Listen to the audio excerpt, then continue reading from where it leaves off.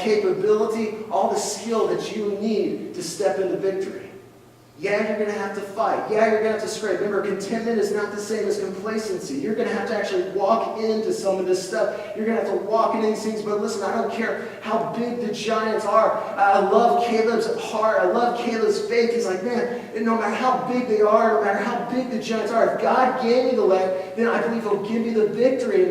And the same is true for you. If I'm called to this family, if I'm called to be married to this person, I don't care how hard it is. If I'm called to this, I'm anointed for this. I don't care how hard it is to parent these children. If I'm their daddy, I'm called to this. I'm equipped for this. I can handle this. There's nothing inside my boundaries that God did not prepare me for.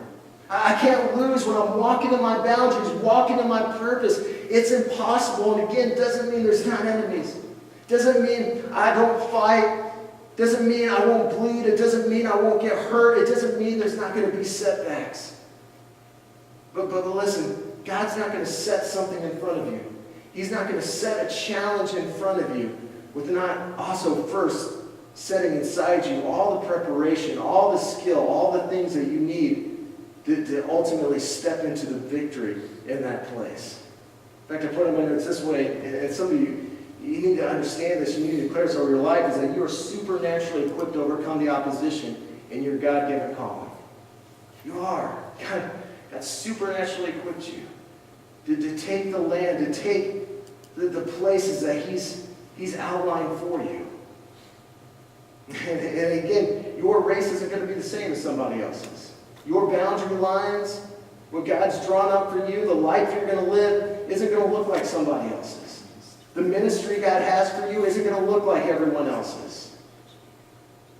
You know, in fact, there's a reason why, even looking like David and stuff. David, when he took on Goliath, and ultimately his promise was God was going to raise him up to be a king and be a great warrior. But David, one of the first things he did when he stepped into this fight of Goliath, was Saul wanted him to run the race and kind of fight the fight with the way Saul would have fought it, in Saul's armor. And David was like, no, I can't fight that way. God's equipped me. God skilled me specifically for this fight because He's already given me this giant. He's already given me this victory. And so David, what is David? He walks out there with a little slingshot. He walks out there with the things that he was skilled at, the things he was gifted at. And the same is true in our lives. You've been created by God to overcome every giant in your territory. Is that, listen, if there's problems that you're facing in stepping in to the promise, listen, you got to know that God has prepared you.